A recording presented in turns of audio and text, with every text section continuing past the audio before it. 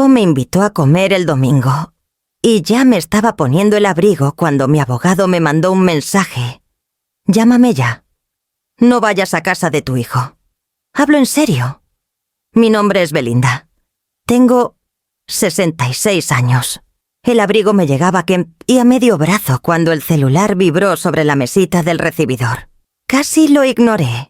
Desde hacía años las tardes eran una coreografía lenta de pequeñas costumbres, colgar las llaves en el mismo gancho, doblar el correo en el mismo montoncito, ponerme el mismo abrigo azul marino antes de salir al fresco de Coyoacán. Me gustaba esa rutina. Hacía que la casa vacía se sintiera menos sola. Gabriel había llamado el miércoles. «Mamá, ya nunca vienes», dijo con esa voz ligera un poquito ensayada.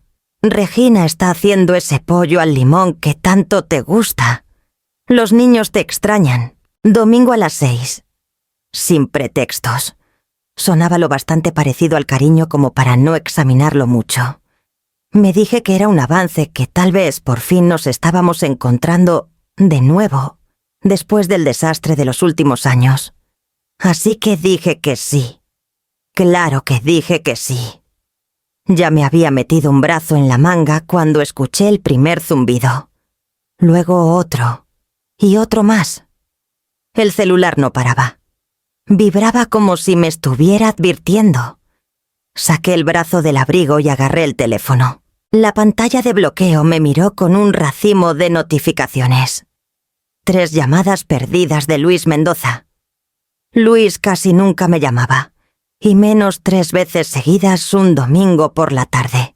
Nuestra relación cabía perfectamente dentro del horario de oficina sepultada en correos sobre beneficiarios y deducciones fiscales. La planeación patrimonial había sido algo que mi esposo Rafael y yo empezamos cuando ya pasábamos de los 50, porque éramos gente práctica que creía en los finales ordenados. Rafael se fue hace 5 años. Luis se quedó como un hilo formal que me ataba cuando todavía era parte de un nosotros. Abrí el mensaje. Arriba del todo apareció uno nuevo. «Belinda, llámame ya. No vayas a casa de Gabriel». Hablo en serio. Se me secó la boca. Lo leí otra vez como si las palabras pudieran reacomodarse en algo menos urgente, en algo que no oliera a peligro. No cambiaron. Ahí estaban crudas e inamovibles. El pasillo se hizo más chico. El silencio de la casa me apretó roto. Apenas por el ronroneo lejano del refrigerador y el tic-tac del reloj viejo que tanto Rafael adoraba. «No vayas a casa de Gabriel». Gabriel, que de niño pateaba el respaldo del asiento del coche y preguntaba si ya habíamos llegado. Gabriel, que una vez lloró en el piso de mi cocina cuando su novia de prepa lo dejó. Gabriel, que el miércoles sonó tan alegre por teléfono, como si la comida del domingo fuera solo un hijo extrañando a su madre. Colgué el abrigo de nuevo. Me temblaban las manos. Me quedé parada un largo rato en el pasillo angosto, el celular en una mano y la otra apoyada contra la pared. Escuchaba mi propia respiración entrecortada y superficial. El aire pesaba más que hacía unos minutos, como si algo invisible hubiera entrado a la casa junto con el mensaje. Pulsé el botón de llamada. Sonó 1 o 2 veces. Contestó a la tercera. Belinda, la voz de Luis sonó cortante, más tensa de lo que jamás le había oído. «Dime dónde estás». «En mi casa», dije. Estaba a punto de salir para lo de Gabriel. «¿Qué pasa?» «Bien», respondió. Lo escuché exhalar fuerte. «Quédate ahí. No te subas al coche. Cierra con llave».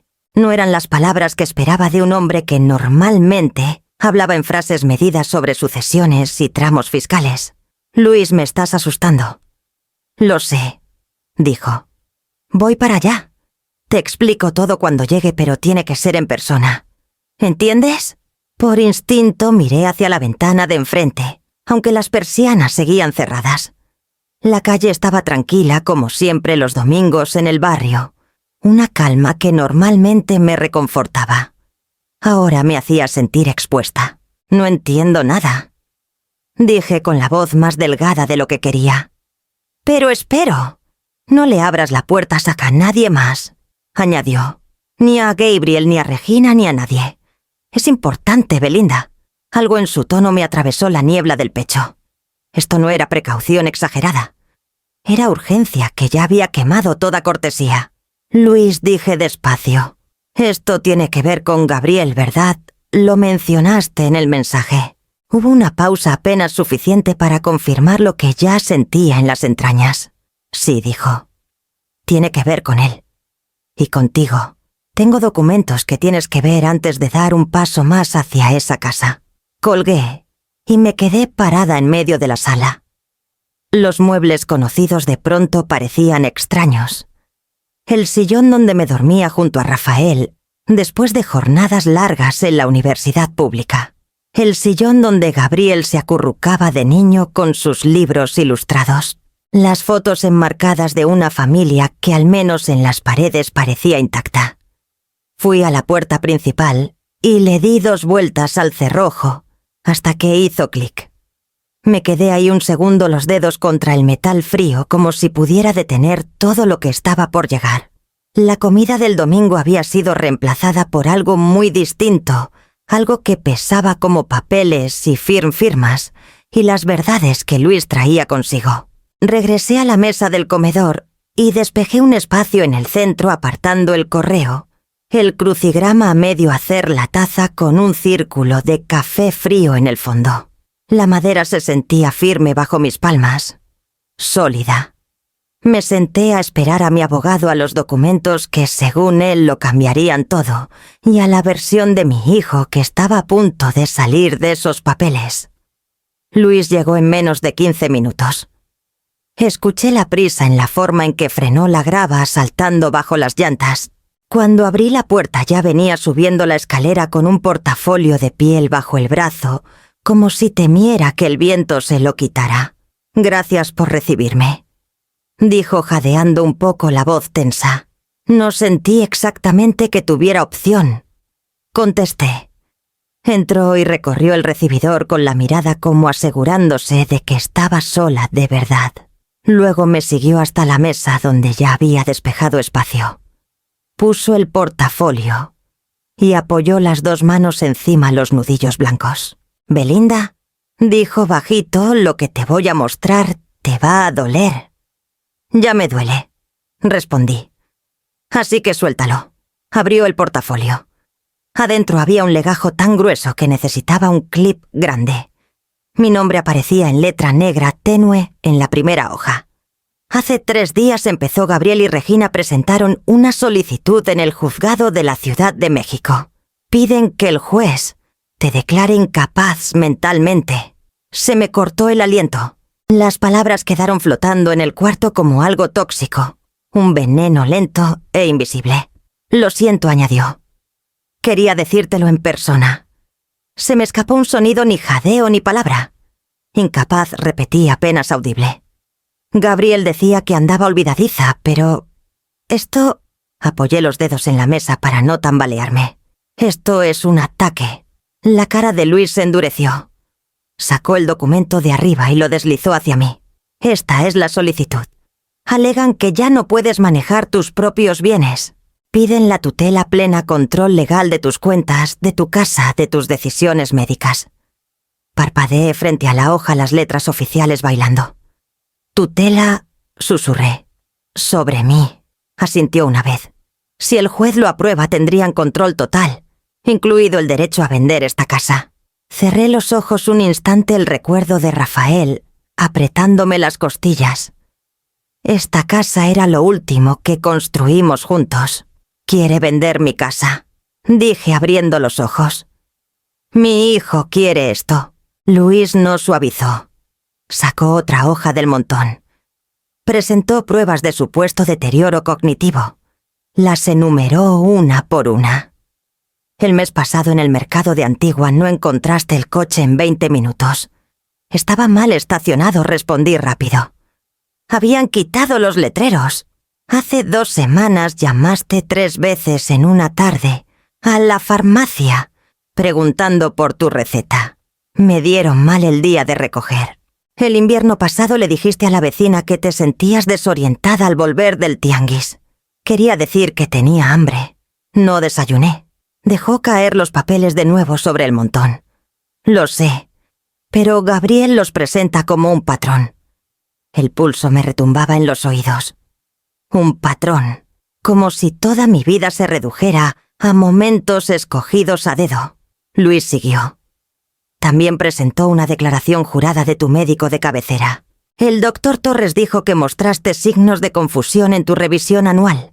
Ese día tenía gripa, dije. Le dije que me sentía aturdida. La mandíbula de Luis se tensó. La declaración no incluye ese contexto. Agarré el borde de la mesa. Está torciendo todo. Está construyendo una historia. Me corrigió voz baja. Y los juzgados se toman muy en serio estas solicitudes. Belinda. Sentí que algo dentro de mí se doblaba callada y dolorosamente como papel bajo demasiada presión. ¿Cómo pudo Gabriel hacer esto? Pregunté, aunque sabía más a incredulidad que a pregunta. Luis dudó. ¿Hay más? Presentó un calendario proyectado para tomar control de tus cuentas. Por eso te pedí que no vinieras hoy. Creo que te querían en esa comida por algo.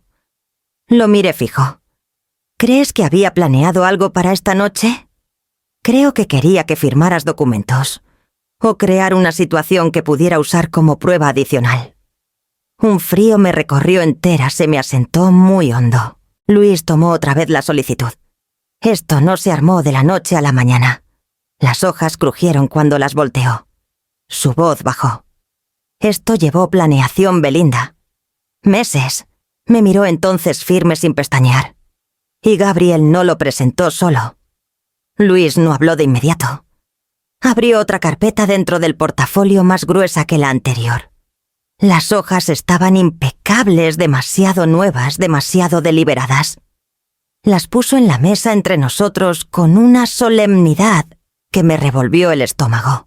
Antes de seguir, dijo: «Tienes que entender por qué Gabriel está haciendo esto. No la excusa que te daría, sino el motivo que sí aparece en papel. Ya sé que está pasando por un mal momento», respondí. «Todos tenemos años difíciles». Luis negó con la cabeza. «Pasar un mal momento es atrasarse en la hipoteca. Lo de Gabriel es otra cosa». Deslizó hacia mí el primer documento. Era una evaluación mi casa la que Rafael y yo compramos cuando Gabriel tenía 12 años. El lugar donde alineaba sus carritos en los rodapiés. El lugar donde aprendí a respirar de nuevo después de que Rafael se fue. «El mercado cambió», dijo Luis con suavidad. «Tu casa ahora vale más de 22 millones de pesos». Parpadeé. «Es imposible. La compramos por mucho menos». «Es la realidad», dijo. «El boom en Coyoacán, la colonia, el terreno. Todo la disparó. Gabriel lo sabe». No tuvo que decir lo que seguía.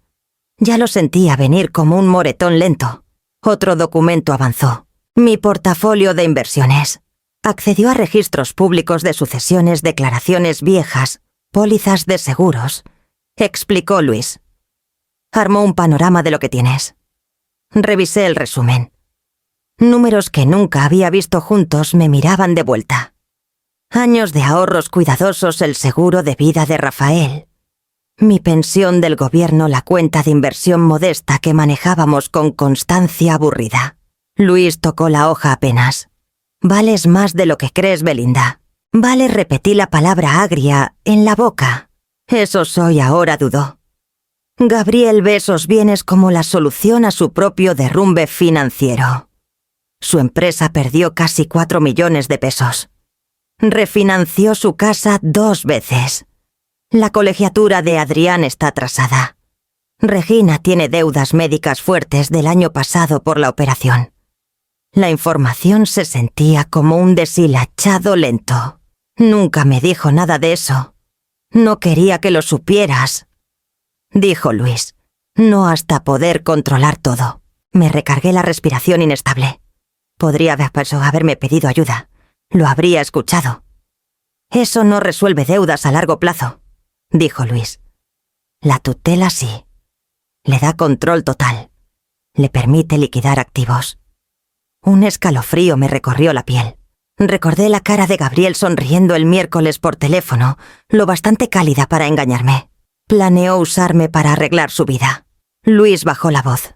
En este momento no te está viendo como persona, Belinda, solo como un patrimonio. La palabra cayó como plomo. Patrimonio. Solía oírla en pláticas casuales sobre testamentos o seguros. Ahora se me sentó en el pecho como piedra. Cree que puede administrar tus bienes mejor que tú, añadió Luis. Así es como lo justifica. Solté un suspiro quedito, casi una risa, aunque nada tenía gracia. Rafael y yo pasamos décadas construyendo esto, enseñándole a Gabriel a valerse solo. Trabajamos demasiado para que termine así. Luis cerró la carpeta. Este caso no es sobre incapacidad, es sobre dinero. Y Gabriel ve la obra de tu vida como la respuesta a sus problemas. Miré el montón de papeles fríos, limpios, ordenados. Números, valuaciones, fechas. Toda mi vida condensada en columnas. En algún lugar dentro de mí algo cambió.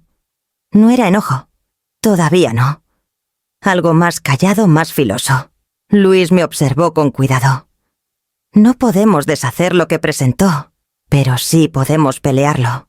Los papeles esperaban frente a mí crudos e innegables. Mi vida medida. Mi hijo dispuesto a reclamarla. Y el comienzo de una verdad que ya no podía ignorar. Luis esperó mientras yo apoyaba las palmas en la mesa buscando algo firme. Los documentos entre nosotros se desenfocaron un segundo antes de volver a fofoquesese.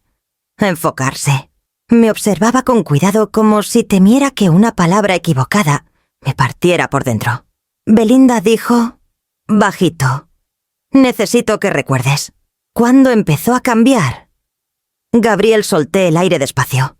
Después de que Rafael murió, contesté. Ahí fue el primer giro. Luis asintió animándome sin hablar. Al principio fue sutil. Seguí. Gabriel se volvió más cortante, inquieto. Dejó de llamarme solo para saber cómo estaba. Cuando llamaba siempre necesitaba que hiciera algo por él. Hice una pausa. En ese momento pensé que era el duelo. Su papá lo era todo para él. ¿Qué clase de cosas te pedía pequeñas al principio? Luego más grandes. La voz se me apretó. Me pidió que avalara un préstamo para ampliar su empresa. Rafael manejaba casi todo lo de dinero, así que le dije que necesitaba tiempo para entender bien antes de firmar. Y cómo reaccionó recordé la plática con claridad, el destello de fastidio que intentó disimular. Dijo que yo le ponía trabas, que papá lo habría apoyado sin pensarlo, que no confiaba en él. Luis se recargó la cara más seria. Suena al comienzo del enredo financiero. Creí que era el dolor hablando, dije. Después del funeral, Gabriel se lanzó de lleno a ese negocio. Me juró que iba a despegar. Hablaba de inversionistas, socios, expansión. Al principio sonaba esperanzador. Y luego empezó a fallar. Las palabras salieron bajas a regañadientes. Y cada vez que se hundía más, venía más seguido. Pedía consejos, ánimos, dinero. Al principio lo ayudé. Cantidades chicas. Unos cuantos miles aquí y allá para que pasara el mes.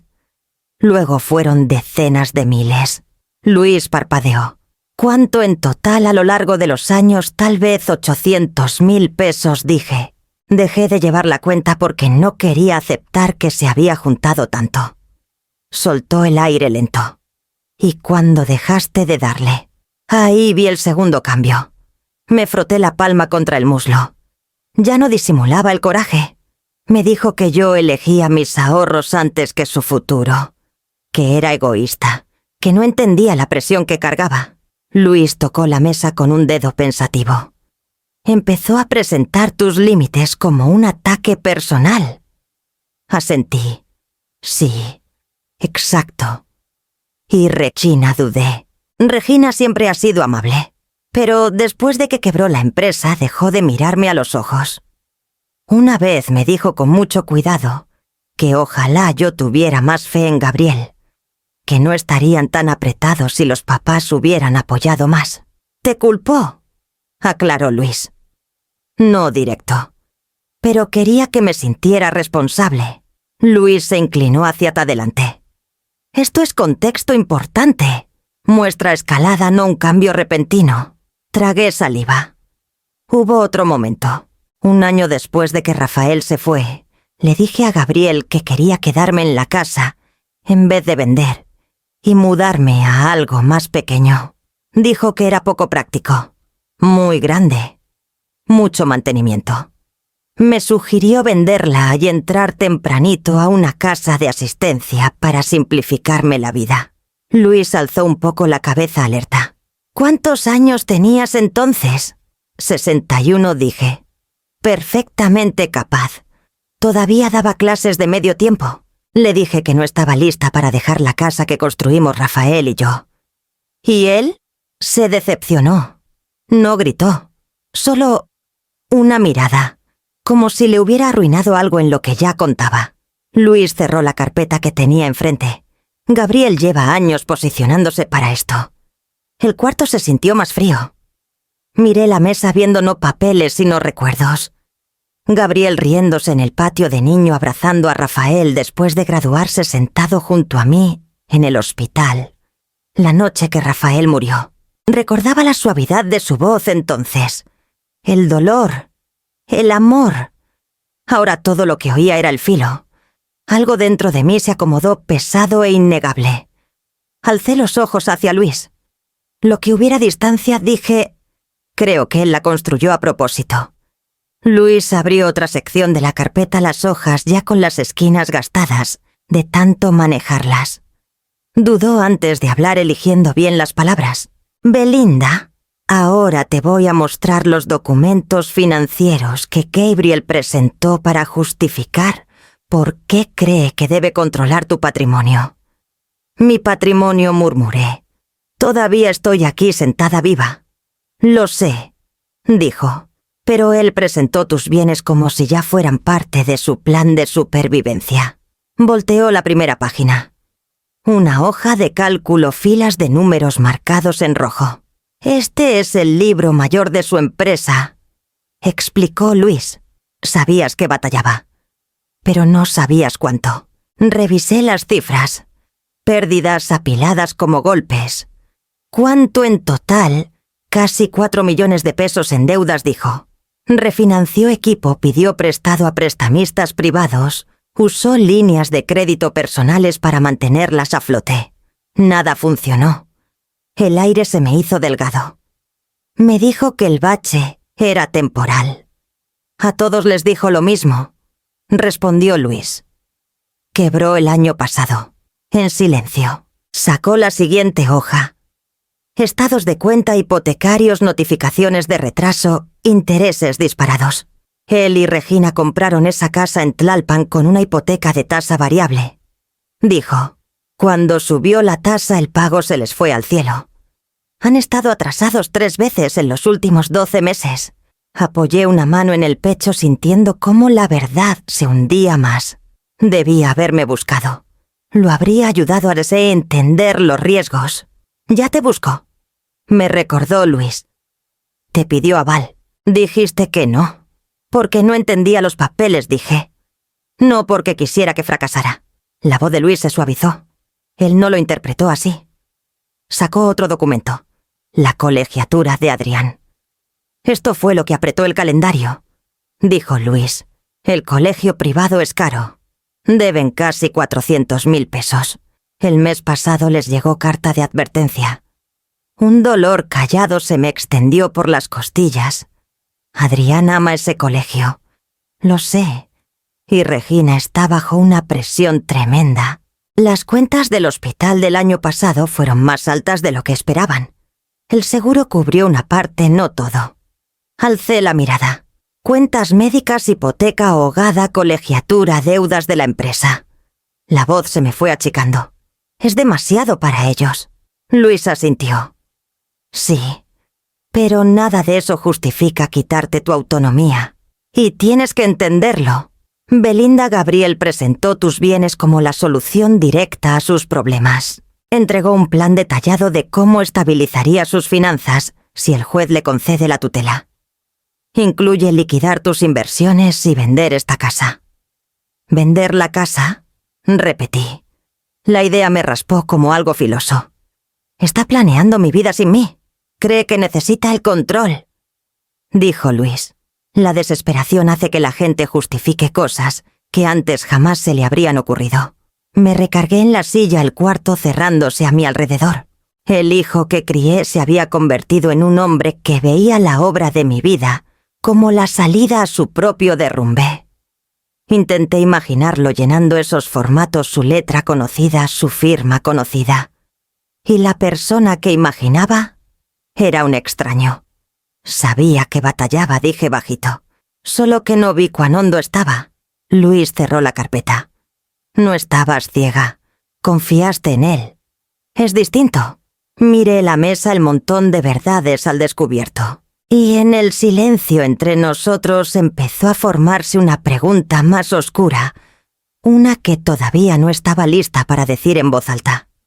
Luis sacó un legajo más delgado del portafolio. Los bordes filosos, la letra clínica. No habló de inmediato. Su pausa parecía intencional, como si me estuviera preparando para una herida más. Estas, dijo al fin, son los ejemplos que Gabriel presentó como prueba de tu supuesto deterioro cognitivo. Miré el montón. Prueba, repetí. ¿De qué? De ser humana tienes que ver cómo lo armó, dijo Luis. Solo así podremos desarmarlo. Me acercó los papeles. La primera hoja tenía fechas. 14 de enero leí en voz baja. Mercado de Antigua. Me llamaste ese día, dijo Luis.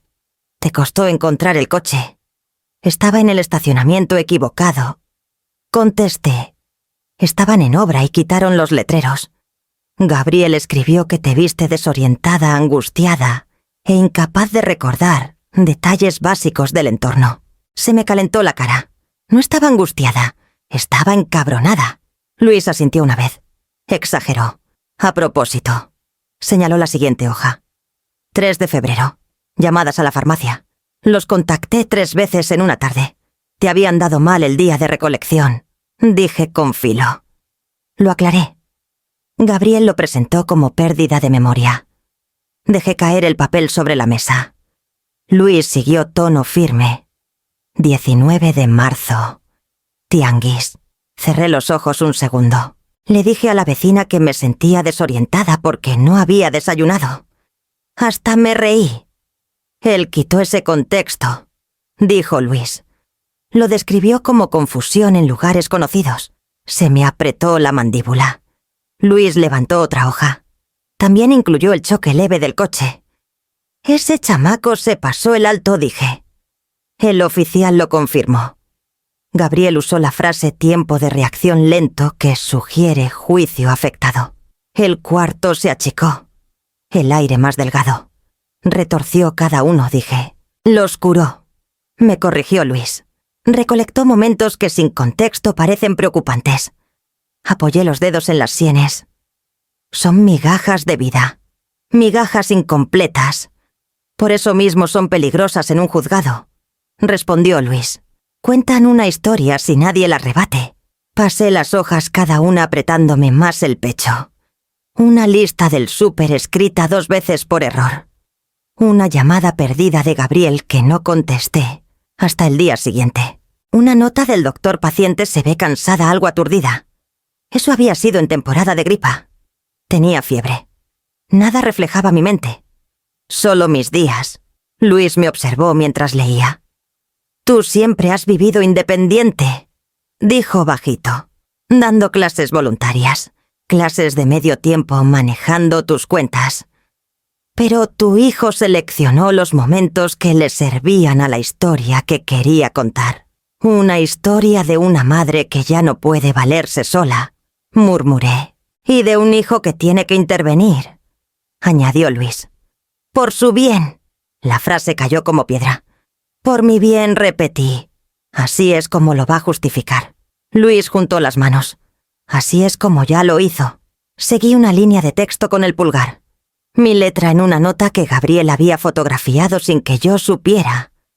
Un recordatorio de surtir la receta escrito 2 veces porque no estaba segura si ya lo había hecho. ¿Usó esto?, dije. Lo usó en mi contra. Sí, dejé los papeles, las manos temblándome, el coraje enroscándose en los bordes del dolor. Me está contando una historia sobre mí, dije voz baja. Una que yo no escribí. Y ahora respondió. Luis, nos toca escribir la verdad. Luis se fue poco después de las 7, aunque ninguno miró el reloj. Dudó en la puerta dándome tiempo para pedirle que se quedara para fingir que no iba a pasar la noche sola con la verdad que me había entregado. Pero solo dije, maneja con cuidado. Y él asintió como si entendiera que necesitaba el silencio, aunque no lo quisiera. La casa se acomodó a mi alrededor cuando se fue. El mismo acomodarse que había aprendido a soportar desde que Rafael murió. Pero esa noche pesaba más. Me quedé parada en medio de la sala, los documentos todavía desparramados en la mesa del comedor, como una autopsia de mi vida. Regresé a ellos despacio. La mano me quedó suspendida sobre la solicitud que Gabriel había firmado su nombre, con la misma letra con que escribía las tarjetas del Día de las Madres cuando era niño. Verla en un documento legal que me declaraba incapaz me hizo algo que no puedo nombrar.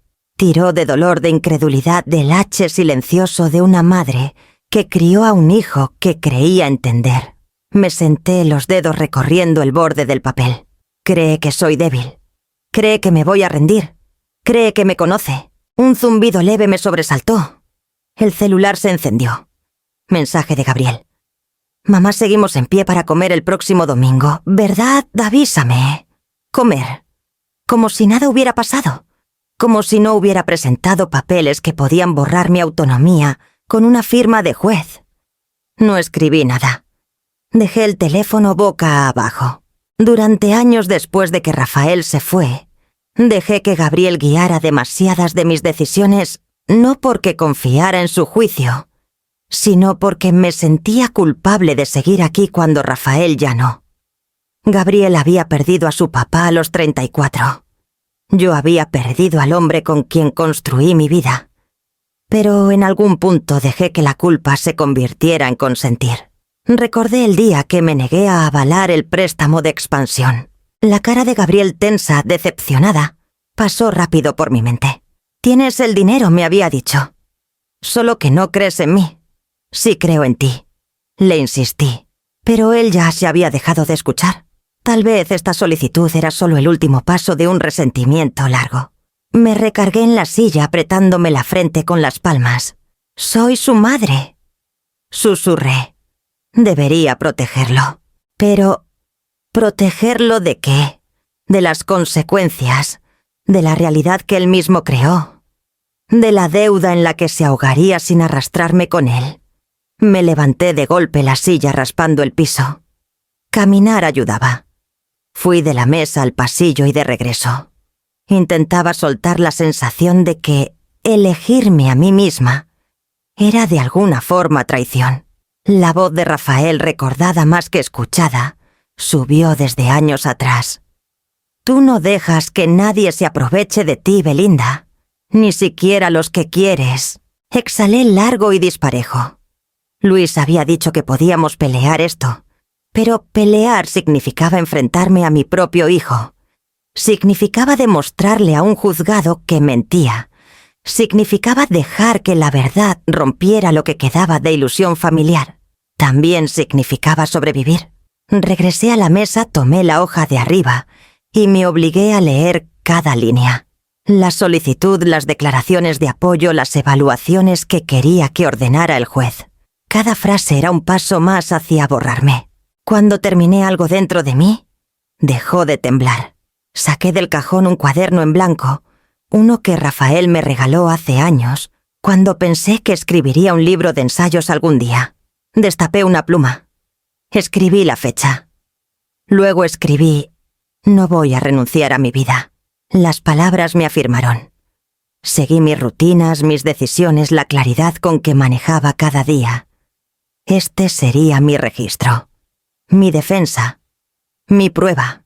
Mientras la pluma corría por la página salió otro tipo de dolor, uno que aceptaba que tal vez Gabriel nunca entendería, por qué elegí este camino, pero yo lo iba a caminar igual. A las 10:30 cerré el cuaderno y lo puse junto a la carpeta de Luis. La noche estaba callada. Mi corazón no.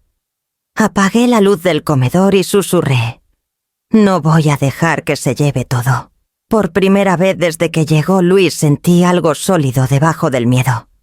Había decidido. Iba a pelear. Me desperté antes del amanecer, la casa todavía envuelta en silencio. La decisión de la noche anterior seguía conmigo. No pesada, no ligera, sino segura. Fui directo a la mesa del comedor, abrí el cuaderno y volví a escribir la fecha. Luego empecé a documentar todo. 7:15 desperté sin confusión. 7:30 preparé café, medí bien el polvo, pagué 2 cuentas en línea. 7:50 contesté correo del coordinador de voluntarios con claridad. Cada línea era como coserme de nuevo, puntada y apuntada. A las 9 sonó el teléfono. «Luis, ¿cómo vas?», preguntó. «Despierta», dije. Y escribiendo. Cada detalle. Cada decisión. «Bien, ese registro va a pesar», dijo. «También ya agendé tu evaluación.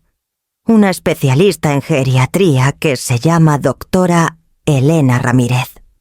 Es excelente y, más importante, es independiente. Tu cita es el jueves por la mañana». Tan pronto murmuré. «No tenemos tiempo que perder», respondió. «En cuanto presentemos la contrademanda, necesitamos un peritaje médico sólido. Gabriel no espera que nos movamos tan rápido». Hubo una pausa no incómoda, pero cargada. Belinda siguió. «Luis, tienes que ser totalmente honesta con la doctora Ramírez. Que te vea exactamente como eres, sin minimizar síntomas, sin quitarle importancia al estrés. La verdad es suficientemente fuerte». «Entiendo», dije. Después de colgar, seguí escribiendo. 10:20 inventario de la despensa para la lista del súper. Ningún artículo olvidado. 10:40 llamé al seguro por la renovación, tomé notas detalladas. La pluma iba rápido, casi con furia. Había poder al registrar mi capacidad con mi propia mano. Poder al negarme a ser reducida a momentos aislados y retorcidos. Al mediodía me llegó un mensaje de Regina, no de Gabriel. «Hola, Belinda. Solo para ver cómo estás. Gabriel dijo que últimamente andas estresada. Avísanos si necesitas algo». Se me cerró la garganta. Escribí despacio. «Estoy manejándolo bien. Gracias». La respuesta llegó en segundos. «Siempre estamos aquí para ayudar. Gabriel se preocupa. Ya lo conoces». Miré las palabras. La dulzura sonaba ensayada. Dejé el celular y escribí en el cuaderno. 12:35. Regina contactó. Tono vago, tanteando. Contesté breve. Ninguna revelación. El acto de escribir la interacción abrió algo en mí. Entendí que este diario ya no era solo prueba. Se había vuelto escudo. Cuando cayó la tarde releí las entradas del día. Había hecho más de lo que pensaba, planeé. Comidas cuadré. Cuentas revisé, declaraciones de impuestos del año pasado. Organicé transporte para la cita. Nada borroso, nada olvidado. Cerré el cuaderno y puse la mano encima. Esta era yo. Esta era mi mente. Esta era mi vida. Mañana seguiría. Y el jueves una doctora lo vería con sus propios ojos. Aún así, mientras apagaba las luces, un pensamiento callado se quedó atrás en mi cabeza, terco, paciente. Hasta la verdad necesita que le crean. Para el martes por la tarde el diario ya era parte de mi rutina, cada tarea, cada conversación, cada decisión, anotada con letra firme. Me calmaba. También me recordaba qué estaba en juego. Estaba escribiendo los detalles de una llamada con la aseguradora cuando volvió a sonar el celular. Gabriel. Su nombre se encendió en la pantalla como un examen para el que no estudié suficiente. Lo dejé sonar 2 veces antes de contestar. «Hola, mi amor». Mamá dijo cálido, demasiado cálido. «Estaba pensando en ti». «¿Cómo vas?» «Bien», dije. «Aquí ocupada». «Qué bueno. No deberías aislarte tanto». respondió rápido. No es sano. Regina se preocupa. Regina se preocupa. Frase que suena cariñosa, pero en realidad dice: te estamos vigilando. ¿En qué te puedo ayudar, Gabriel? Pregunté. Hay nada urgente, dijo ligero. Solo quería saludar. Y también hay algo que Regina y yo creemos que deberíamos plantearte. Algo que las familias responsables hacen. Se me apretó el pulso. ¿Qué cosa? Un fideicomiso, dijo. Un fideicomiso familiar. Ya sabes, para organizar bien tu patrimonio. Quitar estrés. Asegurar que todo quede estructurado antes de que pase algo inesperado. Mantuve la voz tranquila. Mi patrimonio ya está organizado. Tal vez cuando papá manejaba las cosas, dijo cubriendo cada palabra de lástima, pero de eso ya pasaron años. Las cosas cambian. Estás grande ya, mamá. Quizás sea hora de simplificar. Ahí estaba. El empujón disfrazado de preocupación. Aprecio el consejo, dije. Déjame pensarlo. Exhaló decepcionado, pero educado. No te tardes mucho. Los fideicomisos solo funcionan si nos adelantamos. Deberíamos juntarnos este fin de semana a revisar papeles, opciones, todo eso. Papeles, repetí. Nada complicado, dijo. Unos formularios preliminares. Tú firmas, yo me encargo del resto. Casi ni tienes que mover un dedo. Cada palabra era un hilo que se cerraba alrededor de mí. ¿Y la comida?, pregunté cambiando de tema. Dijiste que la reprogramábamos. Ah, cierto. Su tono vaciló. ¿Otro domingo? ¿A las 6? A las 6 está bien. Sonó aliviado. Perfecto. Y mamá, por favor, no te preocupes por nada. Regina y yo solo queremos lo mejor para ti. Lo sé. Dije dejando que la mentira se acomodara entre nosotros. Cuando colgué la mano me temblaba un poco. Anoté la conversación en el diario, cada frase que sonó mal. Gabriel no me estaba rodeando. Estaba cerrando la red. Unas horas después, para mi sorpresa, llamó Regina. «Hola, Belinda», dijo dulcecísima. «Supe que hablaste con Gabriel». «Sí», contesté. Mencionó lo del fideicomiso. «Ay, qué bueno», dijo. «Solo queremos asegurarnos de que todo tu esfuerzo no se pierda o se maneje mal algún día. Se trata de proteger tu legado». Legado. Otra palabra cuidadosamente elegida. ¿Tú y Gabriel ya armaron su propio fideicomiso?, pregunté. Hubo una pausa de medio segundo. «Hemos estado pensándolo», dijo. «Pero creímos que sería más fácil empezar con el tuyo». «Claro que sí. Lo voy a pensar todo», dije suave. «Te lo prometo». «Me alegra», respondió Regina. «Te queremos». «Queremos ayudarte a prepararte». Después de colgar, dejé el celular sobre la mesa, la respiración inestable. Prepararme. ¿Prepararme para qué? Para el momento en que creyeran que un juez me entregaría como un documento extraviado para su plan de convertir la obra de mi vida en su salvavidas financiero. Tomé el diario y seguí escribiendo la pluma más rápido ahora. 6 en punto. Domingo, trampa disfrazada de comida. Conversación, fideicomiso intencional. Manipulación sutil, constante, coordinada. Cuando cerré el cuaderno, el sol ya se había escondido detrás de las casas de enfrente. La máscara que usé durante las llamadas todavía se me pegaba, calmada, agradable, dócil. Una madre fingiendo que no veía el precipicio al que su hijo la llevaba. Toqué la tapa del cuaderno con suavidad. Podía seguir fingiendo. Por ahora. Pero cada vez que Gabriel llamaba, la máscara pesaba más. Casi eran las 9 cuando escuché el golpe. Suave al principio, luego más firme, como si quien estuviera afuera estuviera juntando valor. Me quedé helada. Gabriel siempre llama antes de venir. Regina nunca viene sola. Luis habría avisado. Otro golpe más rápido, más urgente. Me acerqué a la puerta y miré por la mirilla. Adrián. Su bicicleta estaba tirada en el jardín, la rueda delantera todavía girando.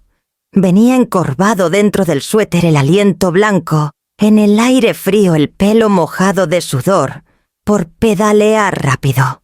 Abrí rápido. Adrián. ¿Qué pasó? Entra.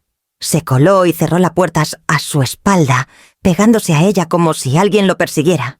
Los ojos muy abiertos, perdidos el tipo de miedo que ningún niño debería cargar.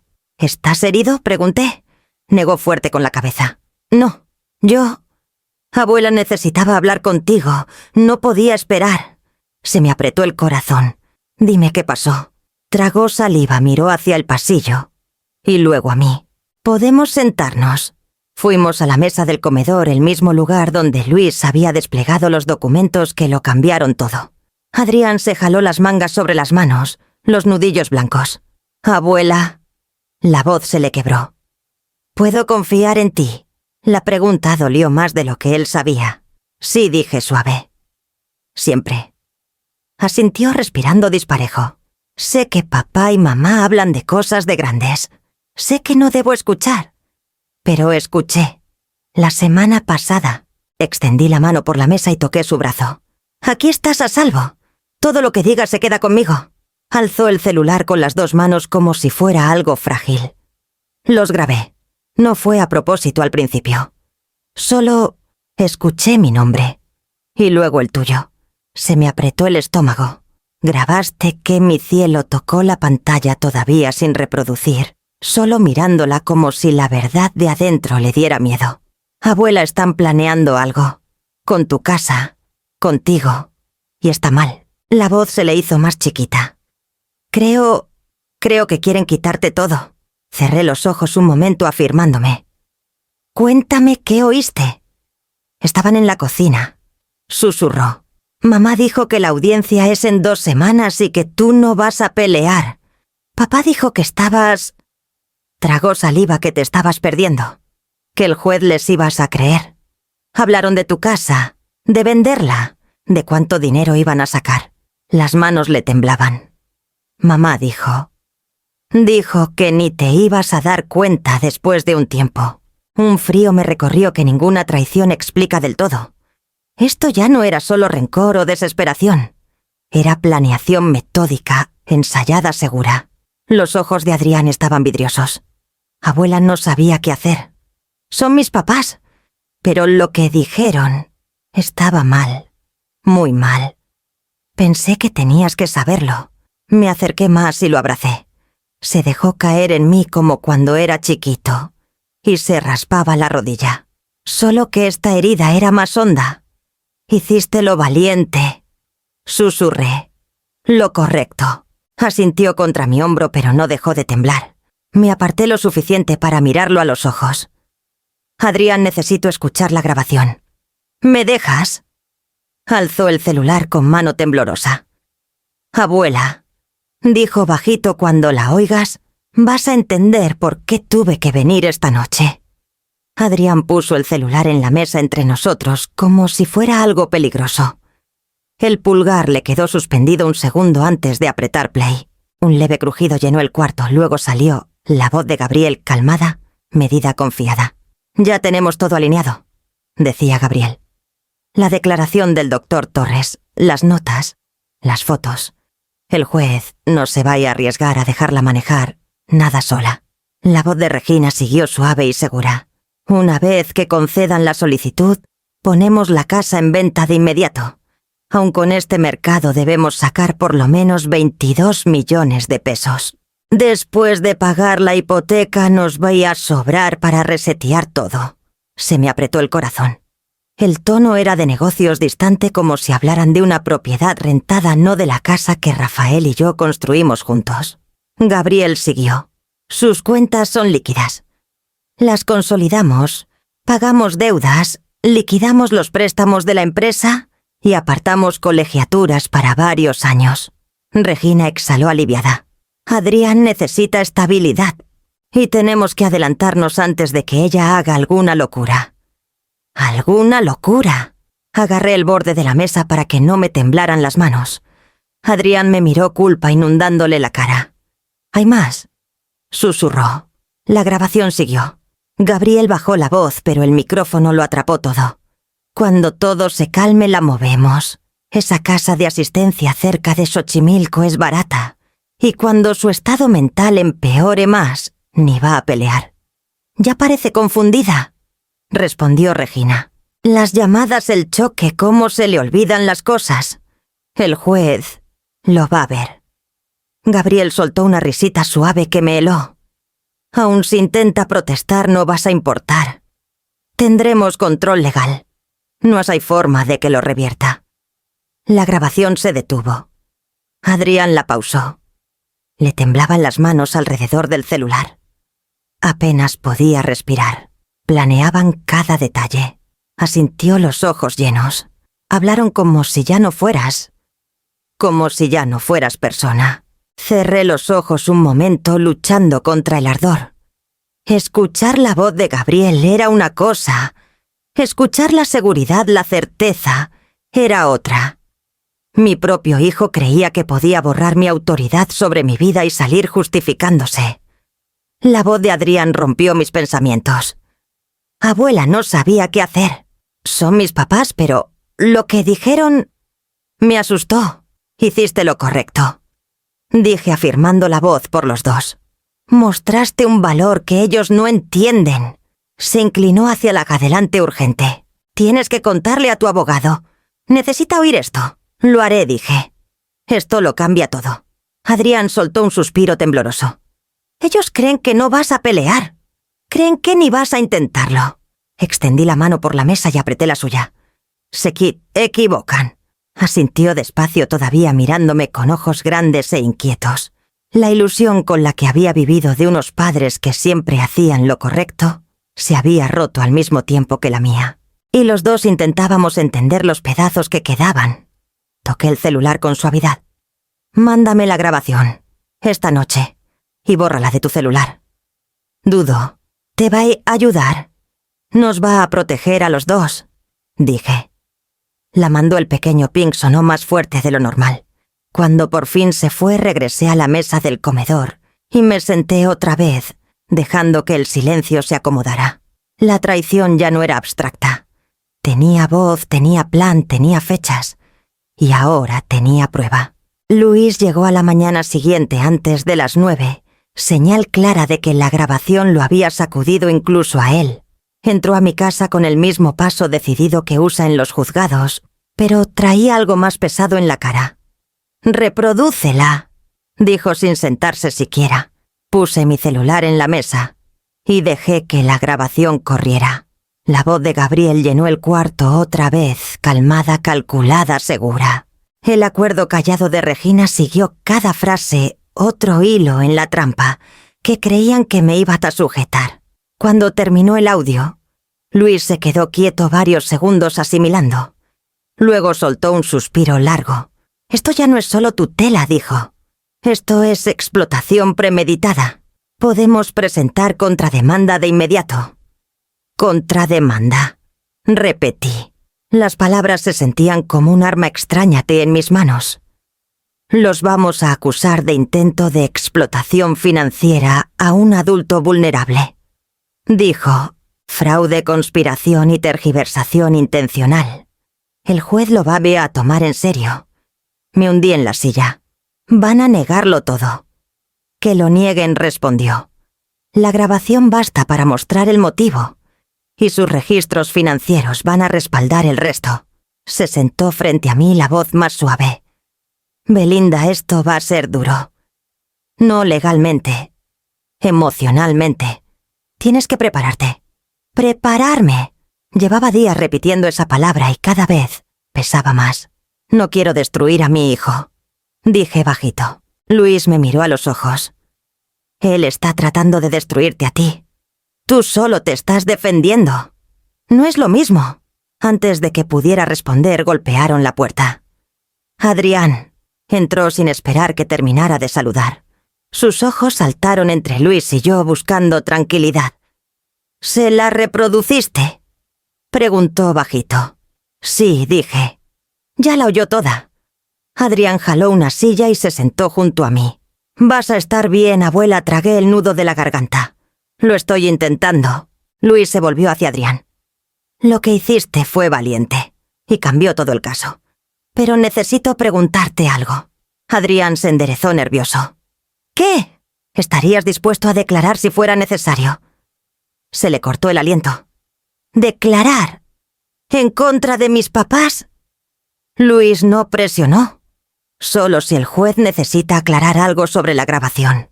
No te pediríamos que los ataques, solo que confirmes lo que oíste. Adrián me miró, miedo brillando detrás de los ojos. No vas a estar solo, dije. Y solo lo haces si puedes. Inhaló despacio. Si te ayudas a ti lo hago. Luis asintió impresionado. Entonces nuestro caso es más fuerte de lo que esperaba. El cuarto se quedó en silencio. La mano de Adrián rozó la mía, pequeña pero firme. Sus papás le habían fallado, pero él todavía tenía un valor que ellos nunca esperaron. Luis se levantó. Presento la contrademanda hoy mismo. Mañana preparamos tu declaración. Declaración. Susurré. Contra mi propio hijo. La voz de Luis se suavizó otra vez. Estás declarando por ti, Belinda. Por tu derecho a vivir tu propia vida. Después de que se fue Adrián y yo, nos quedamos callados un rato. Apoyó la cabeza en mi hombro como cuando tenía 5 años. Ahora tenía 14, todavía un niño, pero le habían pedido cargar mucho más de lo que debía. Abuela dijo, bajito, tengo miedo. Yo también contesté, pero vamos a salir de esta. Por primera vez sentí el verdadero peso de lo que venía, no la pelea legal, sino el costo emocional de defender mi autonomía de la persona en quien más había confiado. Adrián buscó mi mano otra vez, y yo la apreté. El juzgado estaba más frío de lo que imaginé, silencioso, controlado del tipo de silencio que parece escuchar. Me senté junto a Luis, las manos tan apretadas que me dolió incondicional los nudillos. Adrián estaba atrás con un acompañante de víctimas, su figura pequeña perdida en el banco de madera, pero sus ojos no se apartaban de mí. Del otro lado del pasillo entraron Gabriel y Regina juntos. Gabriel no me miró. Se acomodó el saco, se inclinó hacia su abogado y le susurró algo que hizo que Regina sintiera con tristeza practicada. Parecían una pareja lista para presentar una carga noble, no los arquitectos de un plan. La jueza, una mujer como de 50 y tantos, con porte firme y mirada más afilada, entró. Todos nos pusimos de pie. Cuando se sentó empezó la audiencia. El abogado de Gabriel se levantó primero. Señora jueza, este es un caso que parte el alma, empezó con tono hecho, para arrancar con pasión. Mi cliente Gabriel acude a este juzgado a regañadientes, buscando la tutela de su madre. La quiere profundamente, pero no puede ignorar lo que ha visto en el último año. Gabriel bajó la cabeza, apenas el gesto de un hijo cargando una preocupación insoportable. Sentí que se me revolvía el estómago. El abogado alzó una carpeta. Prueba 1, casos documentados de confusión, olvidos y desorientación. La mandíbula de Luis se tensó. El abogado siguió. El 14 de enero, la señora Belinda no pudo encontrar su coche por más de 20 minutos en un estacionamiento conocido. Ella misma se describió como perdida. Susurré entre dientes. Nunca dije perdida. Luis puso una mano en mi brazo firme, instructivo. El abogado continuó. El 3 de febrero. La señora Belinda llamó 3 veces en una tarde a la misma farmacia, preguntando por la misma receta, indicador temprano, de deterioro cognitivo. Regina bajó la mirada como si el recuerdo la lastimara. Prueba tras prueba la historia se desplegó, no la mía, sino la versión que ellos habían moldeado para su solicitud. Momentos normales de envejecer retorcidos en señales de mente que se deshace. Olvidos comunes inflados en preocupaciones médicas. Luego el abogado le indicó a Gabriel que se pusiera de pie. Gabriel se levantó aparentando dudar, vulnerable. Gabriel, dijo su abogado con suavidad.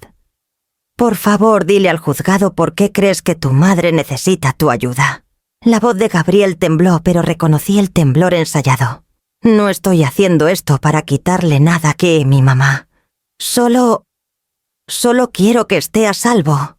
Ha estado olvidando cosas. Cosas importantes. Tragó fuerte. Estuvo el choque. las listas del súper repetidas, las citas perdidas. Volteó hacia la jueza los ojos brillosos. Es mi única familia. No quiero que se pierda sola mientras finge que todo está bien. Un pequeño quiebre perfectamente calculado en la voz. Regina se tocó el ojo con un pañuelo. El abogado dio un paso adelante. Señora jueza, mi cliente no pide control. Pide protección. Teme que sin intervención su madre tome decisiones que pongan en riesgo su salud, su casa y su bienestar. Luis se inclinó hacia mí. «Está actuando para la jueza», susurró. Pero la expresión de la jueza no cambió. Observaba a Gabriel con mirada medida e indescifrable. El abogado terminó con un suspiro suave, como si cargar con tanta tragedia le pesara. «Señora jueza, ningún hijo quiere creer que su padre o madre está decayendo. Pero negar puede ser peligroso. Gabriel solo intenta hacer lo que cualquier hijo responsable haría ante pruebas crecientes». Regresó a su asiento. Exhalé despacio, el corazón latiéndome tan fuerte que lo sentía en la garganta. Luis se levantó abotonándose el saco con la precisión de quien se prepara para la guerra. Antes de hablar me miró solo un instante. Una afirmación silenciosa de que él sabía la verdad y que iba a pelear por ella. Dio un paso adelante. «Señora jueza», dijo voz firme, todo lo que acaba de escuchar forma parte de una narrativa cuidadosamente construida. Una que omite contexto, distorsiona hechos y esconde motivos. Y la vamos a desarmar pedazo por pedazo. Del otro lado la compostura de Gabriel vaciló. Luis siguió el tono endureciéndose, afilándose. «Pero antes de empezar este juzgado, merece saber qué hay realmente detrás de esta solicitud». La jueza alzó la mirada. El aire cambió. Ya no estábamos en su historia, estábamos entrando en la mía. Luis avanzó al centro del juzgado con una calma que hasta a mí me inquietó. Solo llevaba una carpeta delgada en la mano izquierda. Nada que ver con el montón que había usado el abogado de Gabriel para armar su relato. «Señora jueza», empezó antes de abordar los supuestos incidentes de deterioro cognitivo. «Quisiera presentar los resultados de una evaluación geriátrica independiente». Le pasó el informe al actuario. La jueza recorrió la primera página, los ojos entrecerrándose apenas. Doctora Elena Ramírez leyó en voz alta. 3 sesiones. Pruebas completas. Luis asintió. La doctora Ramírez tiene más de 30 años de experiencia. Sus hallazgos son claros. La señora Belinda no muestra señales de demencia, deterioro cognitivo, ni disminución de funciones ejecutivas. Obtuvo calificaciones superiores al promedio para su edad en todas las categorías, incluyendo memoria, razonamiento y resolución de problemas. Un murmullo recorrió el juzgado. El abogado de Gabriel se levantó de golpe. Una sola evaluación no borra meses de conducta preocupante. Luis se volvió hacia él, voz firme. «Entonces hablemos de esa conducta». Tomó la primera prueba que habían presentado. Prueba 1, el incidente del estacionamiento. Miró a la jueza. Ese día había obra y 2 entradas cerradas. La señora Belinda entró por error al estacionamiento equivocado. No hay nada anormal ni preocupante en eso. Dejó el papel a un lado. Prueba 2, llamadas a la farmacia. La farmacia había dado información incorrecta y la señora Belinda la estaba verificando. Eso se llama diligencia no deterioro. Otro papel a un lado. Prueba 3, desorientación en el tianguis. Luis alzó un poco las cejas. La señora Belinda no había desayunado. Respuesta normal de un adulto a azúcar baja en sangre, no síntoma de decadencia cognitiva. Gabriel se removió en su asiento. Regina retorcía las manos en su regazo. Luis se acercó más a la jueza. «Señora jueza». Esta solicitud se sostiene en momentos selectivos despojados de contexto, enmarcados a propósito para crear una impresión falsa. Pero el contexto importa. La intención importa. Hizo una pausa. El motivo importa. La jueza alzó la mirada. «Proceda». Luis abrió la carpeta, sacó un pequeño dispositivo. Señora jueza, con permiso del juzgado, quisiera reproducir una grabación. Aborda directamente el motivo. El abogado de Gabriel se puso de pie de un salto. Objeción. La jueza levantó la mano. Decidiré la admisibilidad después de escuchar el contenido. Reproduzca. Luis apretó play. La voz de Gabriel llenó el juzgado al instante. Ya tenemos todo alineado. La declaración del doctor Torres, las notas, las fotos. El juez no se va a arriesgar a dejarla manejar nada sola. Mi respiración se cortó. Aunque ya la había oído escucharla aquí frente a un juez, frente a Gabriel me pegó como golpe físico. La voz de Regina siguió. Una vez que concedan la solicitud, ponemos la casa en venta de inmediato.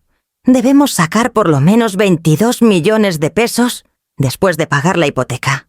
Jadeos resonaron. El abogado de Gabriel susurró urgente. ¡Apaguen eso! Pero Luis siguió.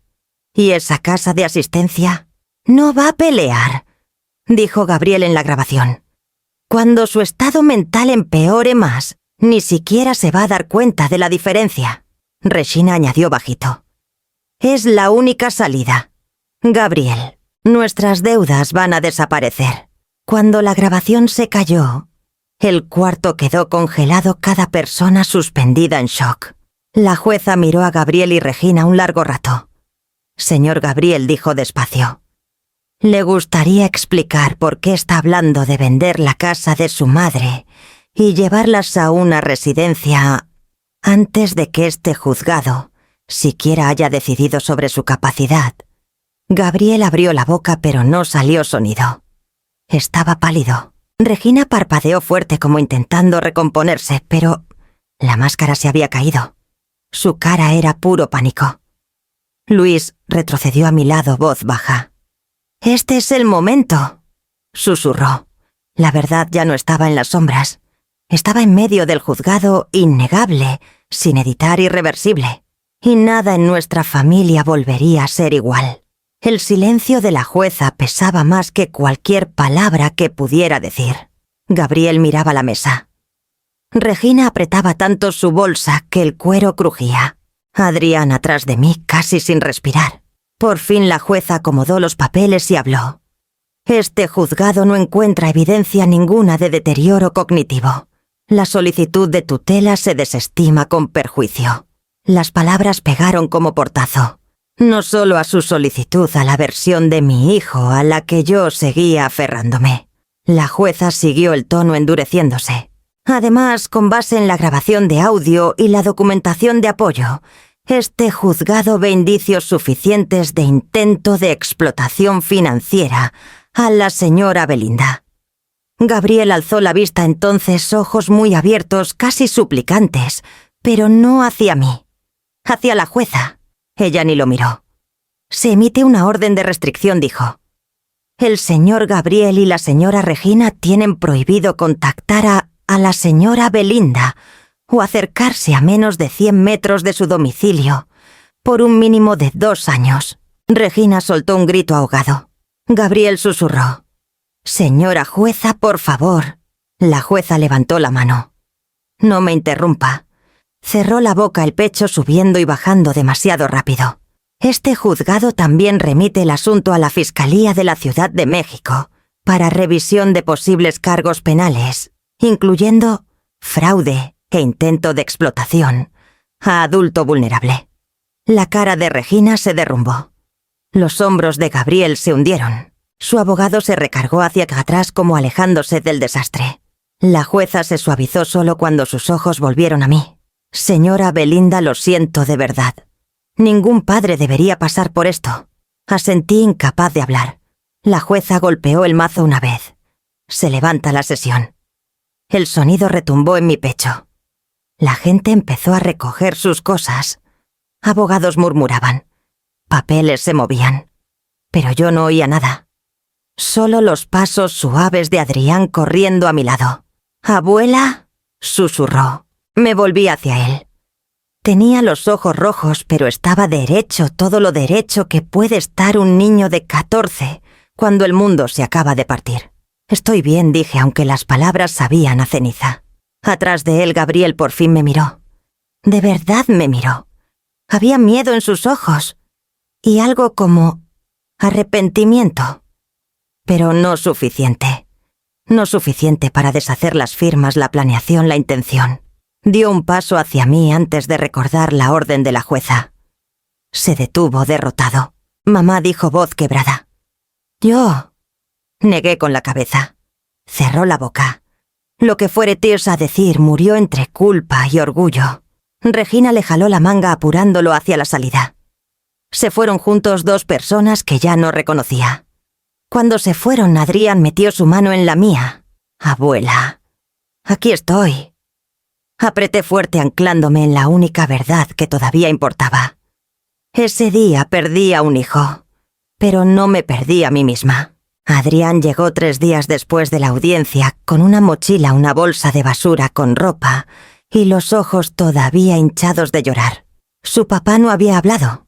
Su mamá le había dicho: «Danos espacio». Y luego la puerta principal se cerró detrás de él. Cuando abrí la mía dio un paso como si temiera que yo desapareciera antes de que me alcanzara. «Abuela», dijo voz temblorosa, «puedo quedarme aquí aunque sea un ratito». Lo abracé fuerte. «Puedes quedarte todo el tiempo que necesites». Asintió contra mi hombro como si esas palabras fueran una cuerda a la que aferrarse. Adentro dudó al pie de la escalera. «Mamá dijo que es temporal, pero...». No sé si lo decía en serio. Le pasé la mano por el pelo. «Aquí estás a salvo. Eso es lo que importa esta noche». Deshicimos la maleta juntos doblando ropa en cajones que antes guardaban los suéteres de Rafael. Adrián se detuvo frente a una foto, en mi cómoda Rafael cargándolo cuando era bebé. «Lo extraño», susurró Adrián. Yo también dije: «Pero él estaría orgulloso de ti». La rutina se formó callada en los días siguientes. Desayuno juntos antes de la escuela. Tareas en la mesa del comedor. Caminatas por las tardes cuando la casa se sentía muy quieta. Habló más Río, a veces durmió sin despertarse de pesadillas. Una noche mientras lavábamos trastes, Adrián dijo: «Papá no me habla. Creo que no me perdona». Sequé el plato que tenía en la mano. «Tú dijiste la verdad. Eso no tiene por qué pedir perdón», asintió despacio. «Solo quiero que las cosas vuelvan a estar bien. Yo también dije. Pero construimos desde donde estamos, no desde donde quisiéramos estar». Me miró los ojos firmes ahora. «Podemos hacer algo mejor, abuela». Extendí la mano y apreté su hombro. «Ya lo estamos haciendo». Pasaron 6 meses. No rápido, no en silencio, pero con pasos firmes que fueron cambiando el ritmo de nuestras vidas. Adrián creció. Enderezó los hombros. Las sombras en sus ojos se fueron reemplazadas por algo más sólido, confianza. Llegó un día de la escuela agitando un papel en el aire. «Abuela, saqué 10 en el proyecto de historia», sonreí. Nunca lo dudé ni un segundo. Rió sin aliento de orgullo. El profe Carlson preguntó quién me ayudó. Le dije que yo solo, pero que tú me hiciste creer que podía. Esa frase pesó más que cualquier cosa que Gabriel me hubiera dicho en la edad adulta. Cenamos juntos. Nada elegante, comidas sencillas. Seguras. Del tipo que Adrián podía reclamar como parte de un hogar que ya no le daba miedo. Mientras picaba verduras, dijo bajito: «Mamá llamó. Quiere que vaya un fin de semana a casa». Dejé la cuchara. «¿Cómo te sientes con eso?» Se encogió de hombros. «Quiero verla, pero no quiero vivir allá otra vez».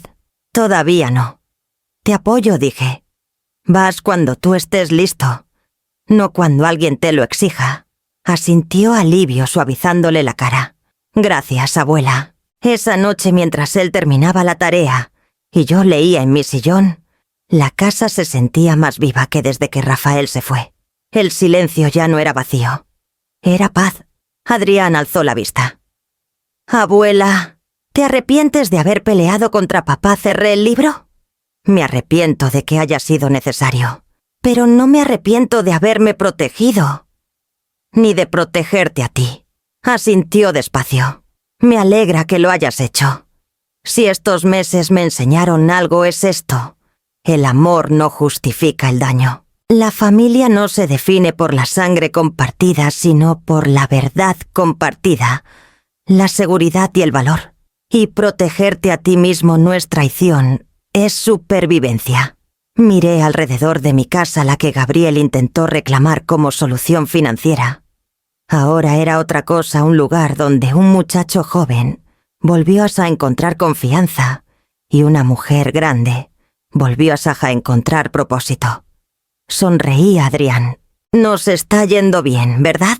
Nos está yendo bien, dijo, y la seguridad en su voz calentó el cuarto. Mientras nos acomodábamos para dormir, pensé en quién estuviera escuchando mi historia ahora. Si llegaste hasta aquí, dale like al video, deja un comentario y suscríbete para más historias como esta. Tu apoyo mantiene vivos estos momentos. Y me pregunté, no con miedo sino con esperanza callada, ¿qué haría con el resto de mi vida ahora que por fin volví a pertenecerme?